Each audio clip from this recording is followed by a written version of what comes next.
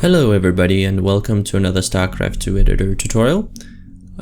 This time I am going to make a beginner tutorial. It's going to be the start of a beginner tutorial series where I show and demonstrate the basics of the editor.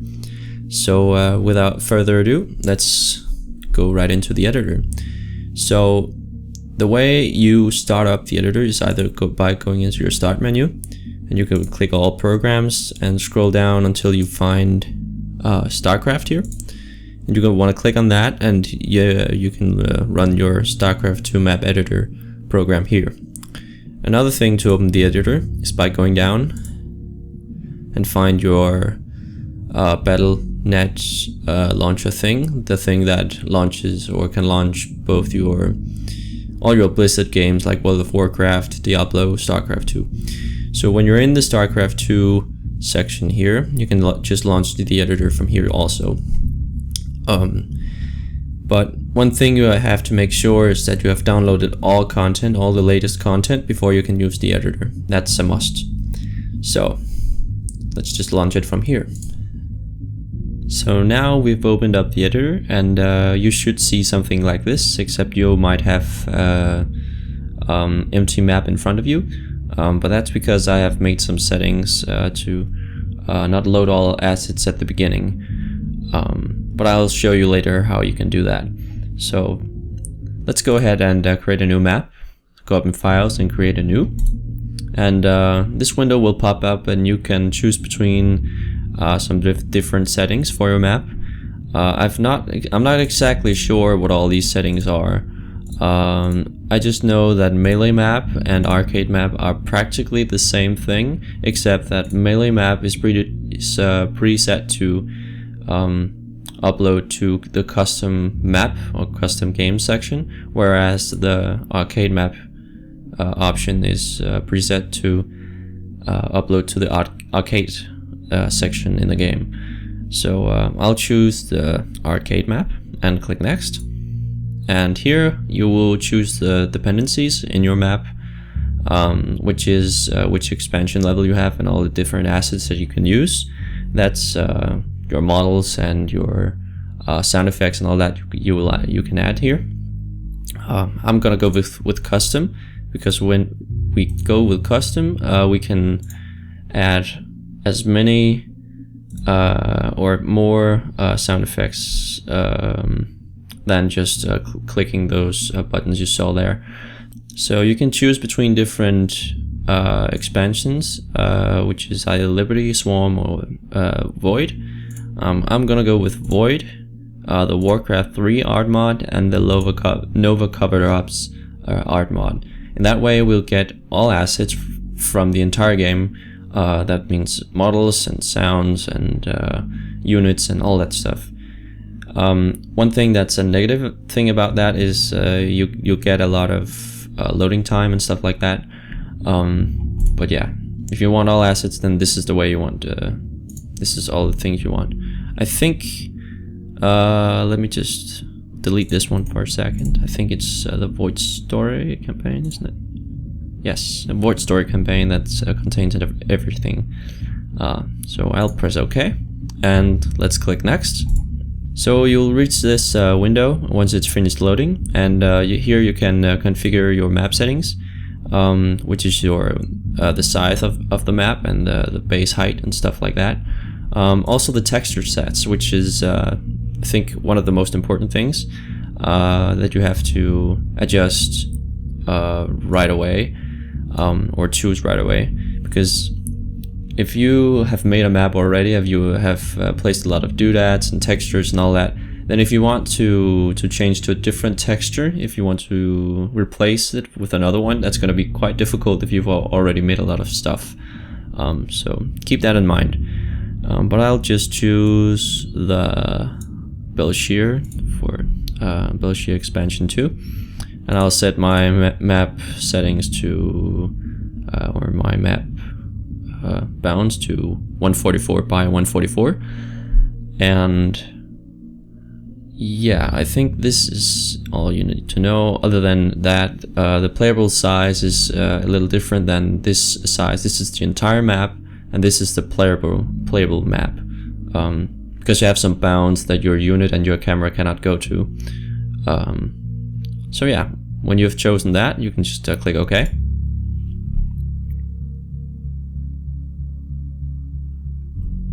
And now it generates your map. So right away you can see you have some different windows or different buttons up here, which is gonna be the most important buttons you click when you're in the terrain editor. I'll start with these. This is we're in the terrain module as you can see, and all of these other buttons are other modules and other windows that will open up once you click them. So this is the trigger module, which is for a different tutorial. I will make a tutorial on triggers, and also for data. This is where your units and all that stuff is. Then you have text. Import, this is where you can import different models and sounds. And AI, I'm not sure how to configure that one. UI, you can customize your own UI, but that's complicated. Cutscenes, and an overview manager. And last but not least, you have a test document button, which is, yeah, just gonna test the map you've made. Quite simple. So if you're not already in the terrain section here in the terrain editor, then click on this icon, and you can go down here, and you can see that this just appeared. And you have your texture brush right here, which basically lets you paint texture on top of the map. So let's scroll out just a bit here. Scrolling out is just with your mouse wheel.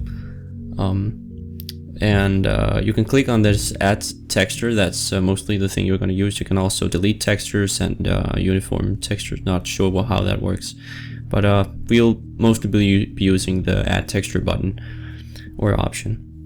So yeah, if you just drag along here, you'll see that you start painting some grass.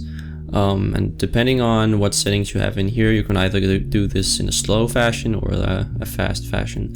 So to edit the speed at which you apply the texture, just drag this increment up to about 50, and then you will start painting in a much faster or much more rapidly.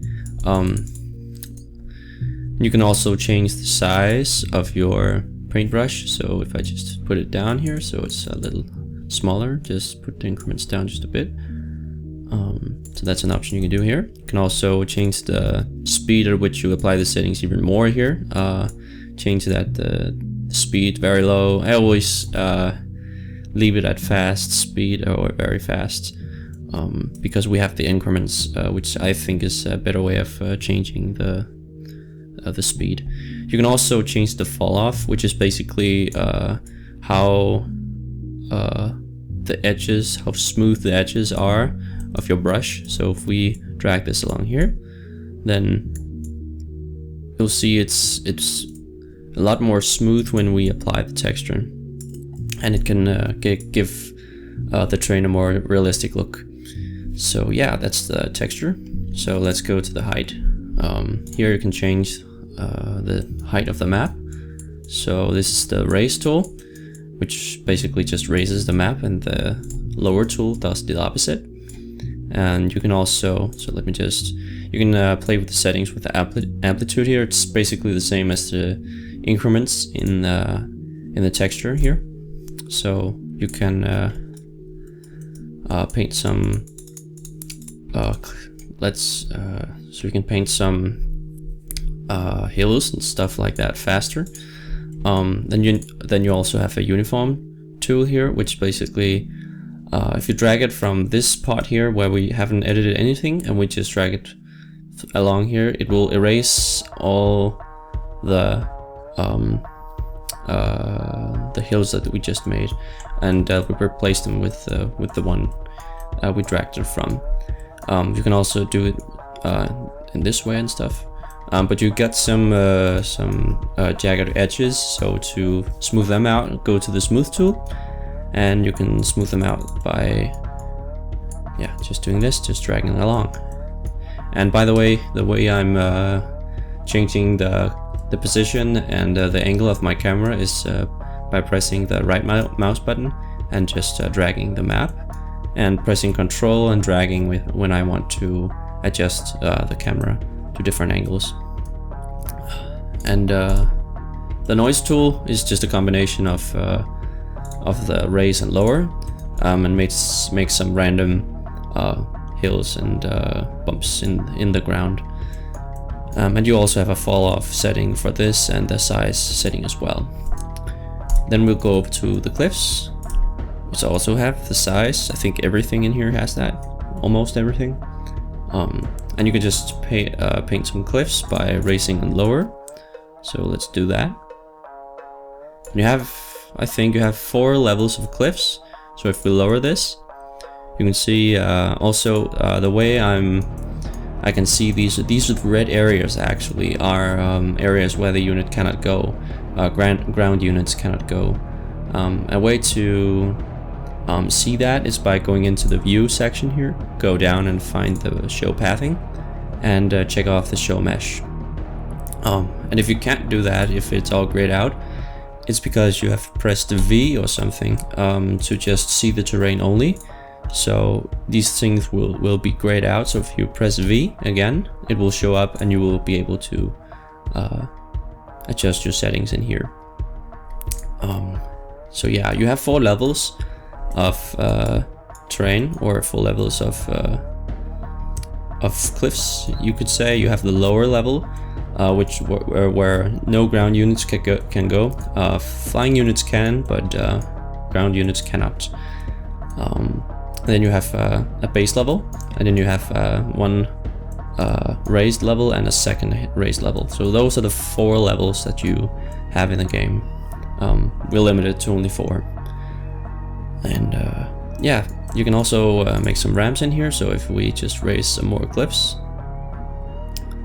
and then come over here and click the add ramp button, you can just paint some ramps here, and also delete them again if you want to. Then we also have a water option here. You just paint water in a rectangular shape. It's not like in Warcraft 3 when you had water in the cliff section. It has its own section now where you can just adjust the height as you want it to. So you can do that down there in this setting here. Let me press V again to see the water more clearly. So here you can adjust the height of the water, and yeah, that's basically it for water. You also have lava in the water section, so if we took the redstone water, quote unquote, then we could paint some lava around this as well. So I'll just undo this. There we go. I press Control C to remove things, and I think Control Shift C. No, that doesn't work. That's only in my editing software. And you can also add some roads to the map by just going to the roads here, and you can click and drag along. No, or just move the mouse and click again, and then you have made a road. You can see how the road or the mouse attaches to the end of the last road you made. So that's pretty convenient, and you could just paint roads like this. So that's a way of doing that. And I press escape if I want to go out of that setting, and I can drag the roads when I've pressed escape like this if I want to make some adjustments. So let me just do that. And the last thing is foliage. You have some other settings in here, but these are just the basic ones that you have to use. The foliage is basically 3D models of either grass or flowers or rocks, depending on which terrain or which texture they are applied to. So if we just press V again to show all this, and press back and forth between these two, then this white thing will appear. And that's basically because the foliage is applied to the map from the very beginning. So we have to delete all of this in these areas that we don't want our foliage, and you can then apply it later on if you want to. So let me just do that. Alright. And now we can see that I've painted the area where we have some grass and stuff. And if we go over to the allow forage, oh, excuse me, to the allow foliage, sorry, button here, just click generate foliage, and it will state this: 92 foliage items have been generated. And if we press V, we can see them here on the map. We can see we have created some flowers and stuff. If we increase this density, we'll get more flowers per cell and rocks and stuff. But I'll keep it at 0.225 to 50. That's fine. And you can see, let me just paint some more out here. Generate foliage. Every time you do that, every time you want to generate something new, you can see that more stones and stuff have been generated here. We have sand and this dirt. We have some flowers too, but we also have some stone, which we didn't have in here, I think. But it depends on what texture you're using, so it will generate some foliage accordingly. So to go to the units tab, you have to go up here and press the units button, and it will start loading our assets. By default it should be at player 1, I think. And here you can choose between some different you could say structures and units. You have some different options here at which units you can place. And units are not only just the Cellard or let's say the Nexus that you place in the game, that you can control in the game. It's also some items, and it's also set pieces from cinematics and stuff like that. So if I search for item and clear my my search filter, we can see that some different items appear here. It's something from the campaign, that's the Vespene, something that units can pick up, and the player will gain I think 100 Vespene gas. So that's essentially what units are, and you can place the units, and you can press escape after you have pressed, let's say you have placed this one, and you don't want to have that on your mouse cursor anymore. You just press escape, and you can drag and select all of the units, and press shift, and now I've marked these two. I've chosen these two, and I can drag them. You can also adjust the rotation of units. So a way to do that is by clicking the unit, press Control, and click at the direction you want him to face. And you can also drag him just to be more precise. I don't think that counts for every building. Buildings are not able to be rotated. You have to do that in the data editor. But that's for an entirely different tutorial. So yeah, I think that's pretty much units. Oh, one more thing I forgot to tell you was that the units are not only items, it's not only buildings and stuff like that. It's everything that your units can, or yeah, ground units and stuff like that can interact with. So it's mineral fields like this, and it's also destructibles like a billboard that you can destroy, some collapsing rocks, I think, just like you see in the multiplayer, and it's also projectiles, just like yeah, it's missiles, and it's all sort of stuff that unit interact with our units. Now let's go to the Doodads tab, And what Doodads are is essentially just environment stuff that your unit doesn't really interact with, other than it blocks pathing. So it's like debris and trees and rocks and stuff. So if I search for tree, it will, all these models and stuff will appear. So if I can just place some of these, they're just essentially models that affect the environment and how it just adds a little detail to your map, in a sense. So of course you have to have some, let me just paint some grass. You have to have some terrain and some bumps in the map and stuff to make it look realistic.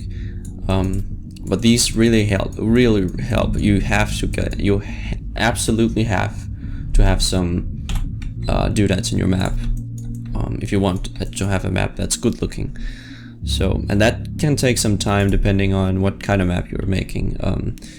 Mostly natural environments like jungle that we're creating right here is very simple to make, but making a city or making a just a metropolitan area are a little bit more different and difficult to make, because they're not just as random and as terrain. That's what I've found, at least. So if you press V, you can see that the doodads have some of the doodads, not all of them, but some of them have some pathing here, and these red areas are just places where the units cannot go. Which is kind of nice, so we don't have to make that ourselves. Those are pre-made. And yeah, just as units you can select them, select multiple, and you can just rotate them by pressing Control and dragging along. Yeah, so that's, you can also press Enter. When you do that, you can also make them pitch a certain direction, like a bend over tree. If you want to make that, you can also roll them a little bit, so in different directions. And you also have some variations depending on which model it is. So tree models have some different variations that you can edit inside the doodad itself. And you can also change the height of it depending on which one it is. So let's set it to 5, and we have a tree that's floating in the air. It's kind of weird, but yeah, it's just to demonstrate how you can use all these different tools. So that's essentially just what doodads are. So the next thing is points in this terrain editor. So let's go up here and click points.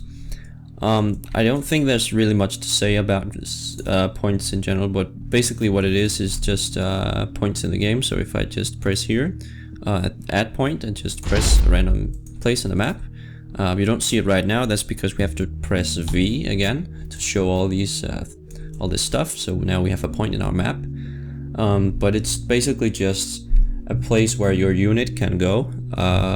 You can make them run to that place, and you can have some stuff happen at that place, and you can make the unit interact with this point.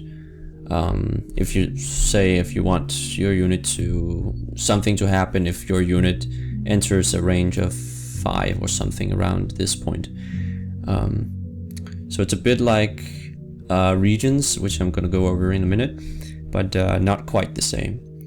And you'll also have some start locations if you are making just a regular map, just a melee map.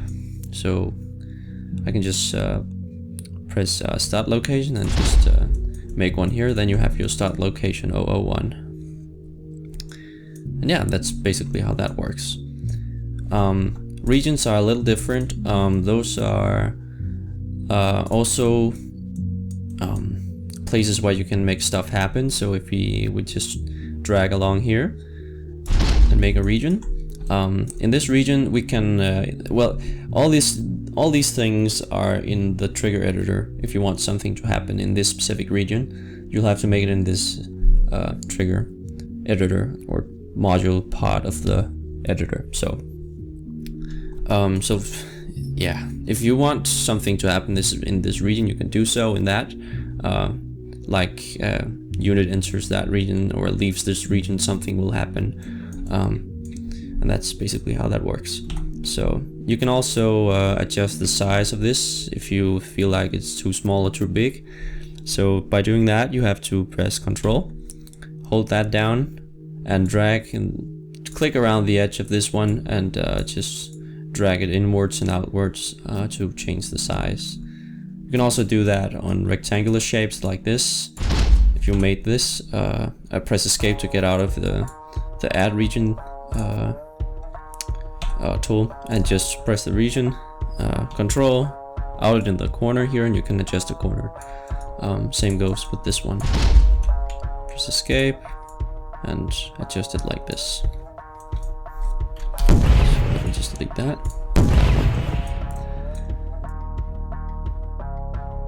So the next section is the camera section. So let's go up here and press cameras. And yeah, just the way you create cameras is just when you have your camera or your game view here, right here, face a certain direction you want it to, you can just press create camera, and it will create a camera that's facing that direction. And you can adjust that if you feel like that's not the location I want it to point at. So by doing that, you go just adjust the camera angle you want it to, and press the set camera to current view if you want to. Cameras are mostly used for cinematics in the game, in-game cinematics, and also if you want to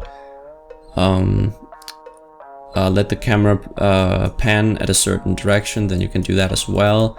You can also make the camera follow a unit and stuff like that. I've not experimented that much with that, but I think that's what you can do with it. And you have some complicated settings in your camera if you want to change the field of view and the height and the direction it's facing. You can do that by press V so we don't see it in that ugly. So we can't see anything. Press V. Double click on the camera and make sure you've checked off the preview in terrain editor. So you can change the field of view, and you can change the target at which it's pointing at, and you can also check or change the offset and stuff like that, and the pitch and also the yaw. So that's also a thing you can do by making more precise adjustments to a camera. And if I press V, you can see that it has been adjusted. So that's basically it for cameras, I think. I don't think I have to mention anything other than it's mostly for cinematics, in-game cinematics, if you want to make that. Other than that, they're not that important. And last but not least, we have our pathing tool up here. So if you just click that and click the painted pathing, you can see you have some different options like add pathing and remove pathing. And you have down here you have your type of pathing. So it's kind of a brush tool that you use to make some pathing. And what that is essentially just it's blocking areas. If I just paint here, ground units will not be able to walk in this region that we've just painted.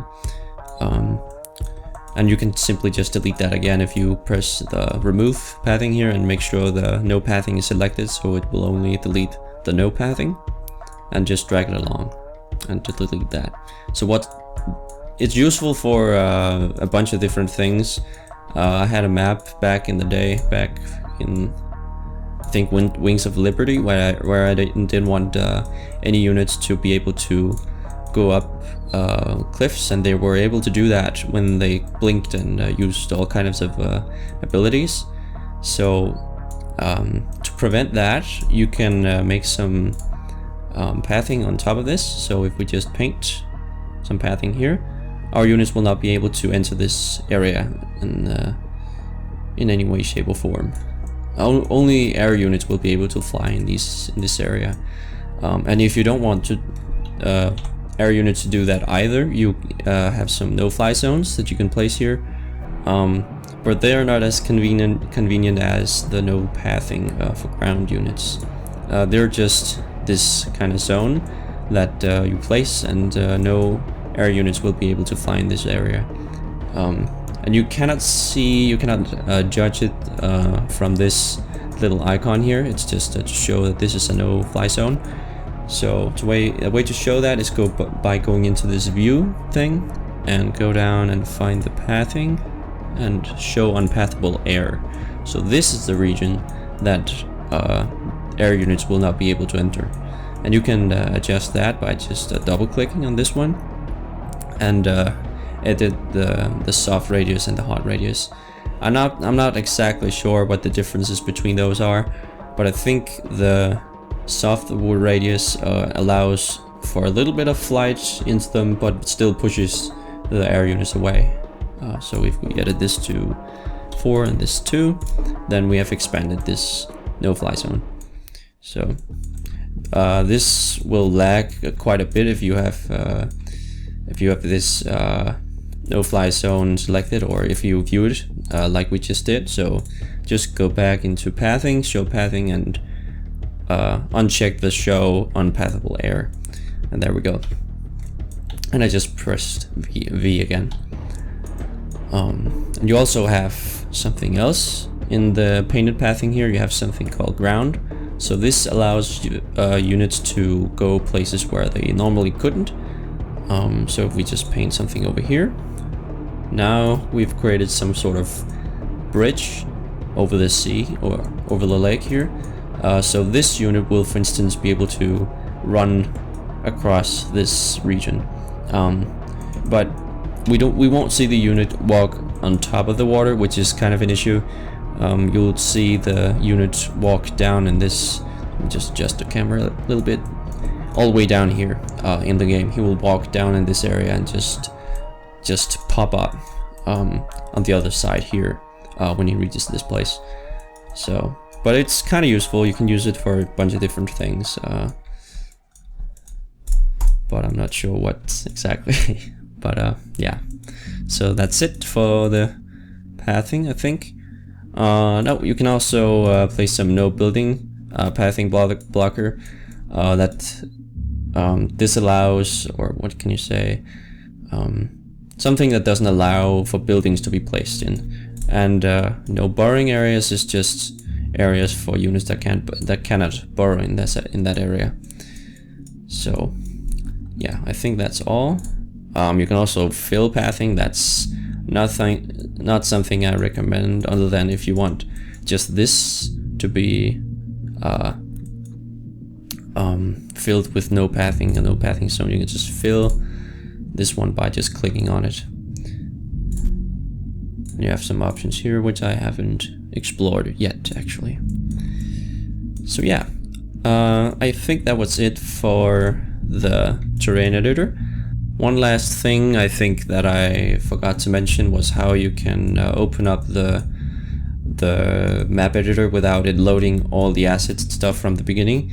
The way you do that is go into Files, go down to Preferences, and I think it's Startup here, yes. And you'll change your, I think it's set to the, I can't remember, but I think it's set to the terrain editor, and some core or some dependencies in here at default, or by default. But I've made it so that my editor will start up with this module launcher, and it will not load any document, any previous document or anything, which is quite neat, because yeah, it's not always that you need to work on the same thing. So that's a way you can yeah, save some time on that. So I'll just press cancel. Yeah, I think that was it for the terrain editor. I hope you liked this tutorial, this beginner level tutorial. If you have any questions, just leave a comment down below, and any suggestions are also welcome if you have any of those. Yeah, and just let me know what you think about this. So yeah, thanks for watching, guys. I'll see you in the next one.